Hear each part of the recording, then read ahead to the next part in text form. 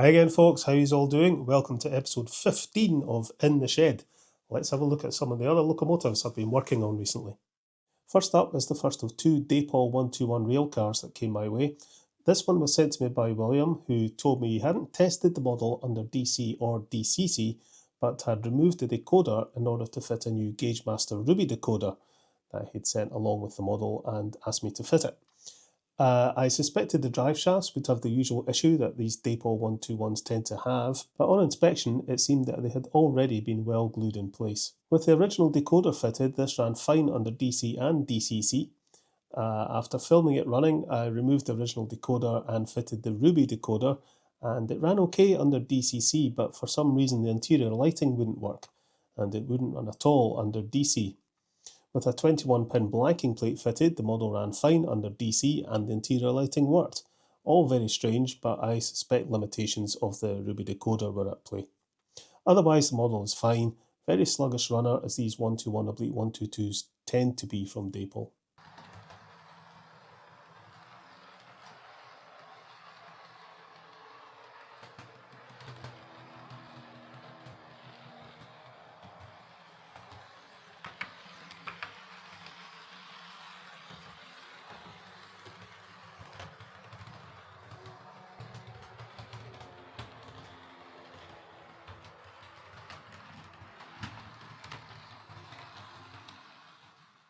This second Daypol 121 was sent to me by Mick, as it was running very hesitantly. Again, I expected the ends of the drive shafts to be loose, which they were, so I glued them up and that sorted that issue out. However, the model still ran poorly, and on closer inspection, I found that the drive axles were split. I looked on the Daypol website and they appeared to be out of stock. However, I emailed Daypol and they got back to me saying they did have some and they updated their website accordingly. It's always worth asking. So I ordered up replacement axles and fitted them, gave the rest of the model a clean up and some fresh oil, and that got it going again. One front running LED seemed to be dead, but there wasn't much I could do about that without replacing the whole PCB, so I just left it.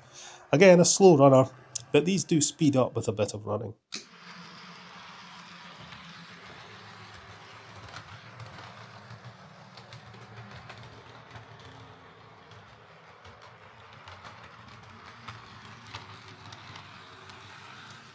This old Hornby Flying Scotsman was sent to me by David. He'd fitted a replacement motor, but unfortunately broke the cylinder block in the process, so he asked if I could take a look at it. As well as the cylinder block, the locomotive had a few issues. The left main rod was damaged, a wire needed resoldered, the wheel spacing was out. I actually had a replacement cylinder block in my collection of spares, which was lucky, and I also replaced the damaged main rod from my spares. A bit of soldering, a clean-up, adjustment of the wheels and pickups, and I got this running again, as well as you could expect. These were pretty poor models Hornby made back in the 1970s. I know I was extremely disappointed with my one when I got it. And although the replacement motor makes them run quieter and smoother, they're still very stumbly and wobbly due to those big clumsy wheels.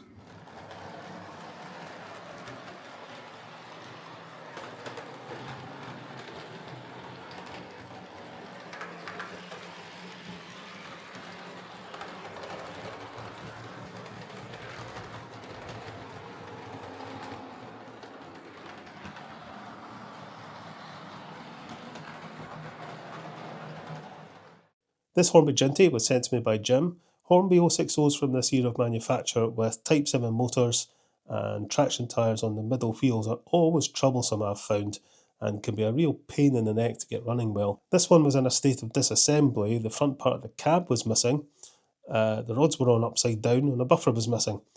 Jim sent me two motors to pick from to install, and they ended up using one but having to swap the worm gear over from the other. That's just the way it works sometimes.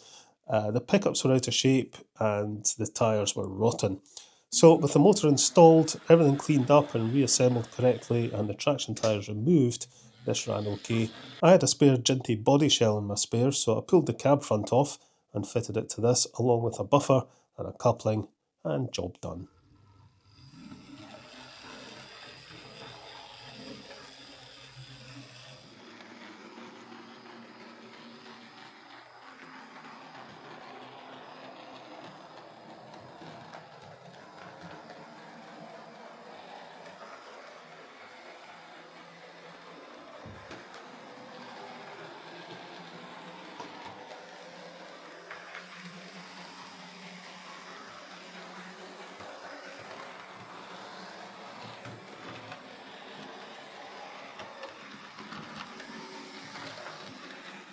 This lot of 3 Lima diesels, a 42, a 50 and a 55, were sent to me by Alan to have them converted with CD motors from diesel-trains, which he provided. I've done these conversions many times now, so not much to report, although the 42 needed new traction tyres and had a little bit of gear chatter when running forwards after conversion. Nothing drastic though. Some Lima diesels will run very quietly when converted, but some will still make a bit of noise from the gears even after filing them. The Class 50 was very play-worn, but the 55 was in excellent condition, and all 3 of them ran fine after conversion.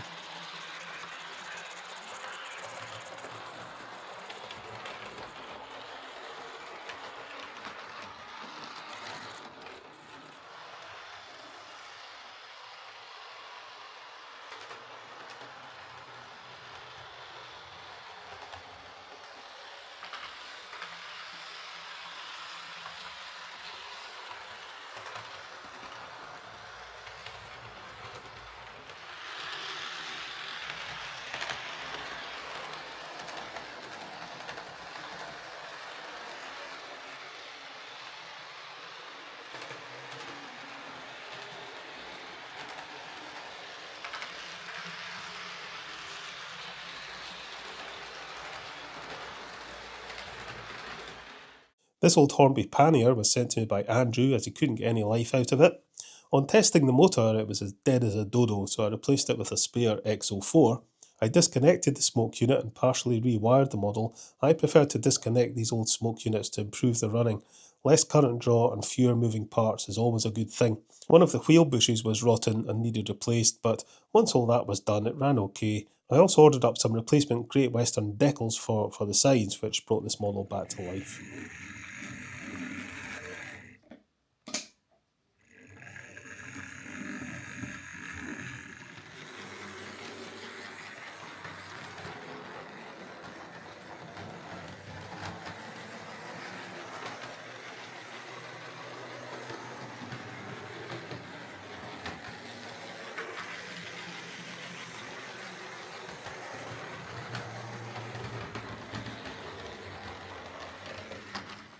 A chap called Paul sent me this old Bachmann V2, which was a non-runner. Being a split chassis model, I naturally assumed the axles would be split and needing replaced, but on inspection, they were fine. The front and rear trucks needed new axles, but the drive wheels were stuck to the chassis like glue. Whatever lubricant had been used had dried up and completely seized the model, and it took a bit of work to clean it all up. I fitted replacement axles to the bogies and lightly oiled everything, and it ran okay. I think people are tempted to heavily lubricate these split chassis models to reduce noise, but all it really does is interfere with current pickup, attract dirt, and will likely cause poor running. A little oil is fine, but I'd avoid greasing them up, and better still, avoid split chassis models altogether.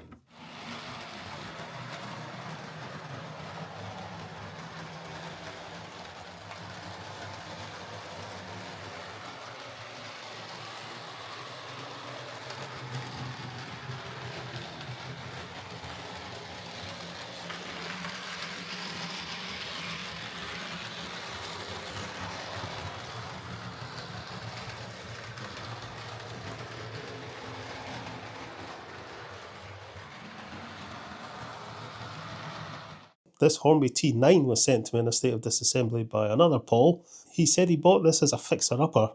It had suffered massive rot and someone had replaced the chassis and the motor mount, but had made a bit of a mess of the wiring. I rerouted the wires and replaced some of them. The wires from the front bogie pickups in particular needed rewired, and I had to use a very fine wire to do so as the body fit on this model is pretty tight. It's a real fiddle to do getting all the wires connected and in place and still allow the body to fit.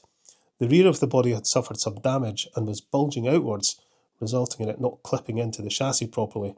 So I epoxied a wee bit of cable tie to the inside of the body shell to help retain the body, which seemed to work okay, and I successfully got this back up and running. Not one of Hornby's finest, this model. Silly traction tyres on the front drive wheels, the tender is way too light, and of course it's renowned for its Mazak rot problem. It's a real pity because the T9 is such a nice locomotive.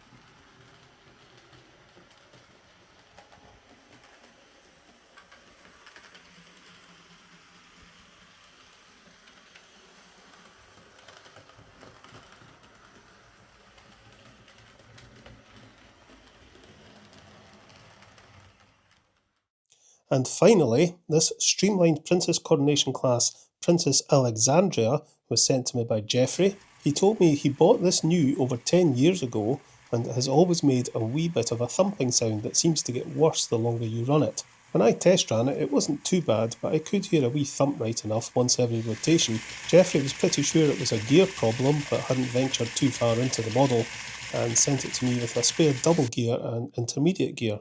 On inspection, the gears weren't split, but the drive gear was a bit wonky, and the middle drive axle was being pulled hard against the chassis. I swapped the drive gear with a spare that I had, and I also fitted small plastic washers to stop the inside of the wheels rubbing against the chassis. In the process of doing this, I noticed that the middle drive wheels were very slightly out of quarter in relation to the front and rear drive wheels. The spokes on the front and rear wheels lined up perfectly, leaving the cranks at 12 o'clock and 9 o'clock, whereas the middle wheel spokes didn't line up, and the cranks were at 12 o'clock and about 8:30. As the wheels are splined and in otherwise good order, this must have been an error during manufacture, which explains why this has made a thumping noise since new.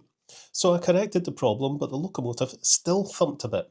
In the end, I packed out the recess in the chassis for the drive axle bearing with 2 layers of copper tape, as the bearing was very loose. Possibly the years of stress on the drivetrain due to the bad quartering had caused a bit of wear, so minimising the play in the bearing seemed to finally resolve the issue. But I have to admit I spent a long time fiddling around with this model to get it sorted.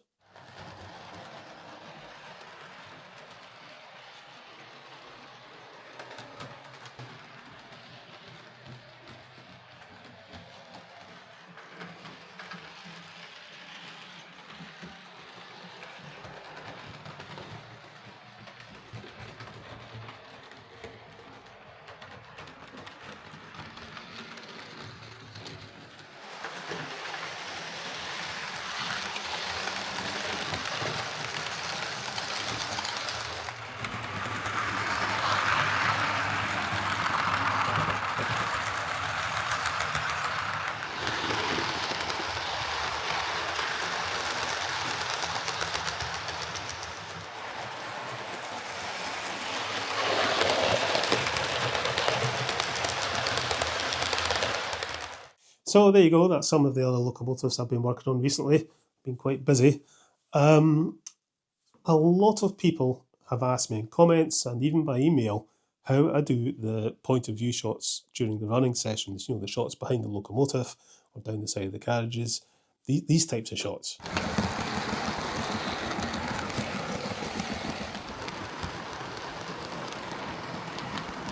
So I'm going to do a little video soon showing exactly how it's done and what camera I'm using to do it. There is part of me that doesn't want to show it, keep it a little secret. But I will do it. I'm going to let you see how it's done. I did think about doing it at the end of this video, but I think it might have been a bit too long. And I'd kind of intended to include it in a kind of making of video where I let you see, everything that goes into making these videos. I still intend to do that, and I'll include it then too. I don't think there's any harm in showing it twice because not everybody watches every video. But I will do a little video showing how it's done very soon. So all will be revealed. Meantime, I'm going to leave you with some of these shots in the layout just to tease you a bit more, and I'll catch you later, folks.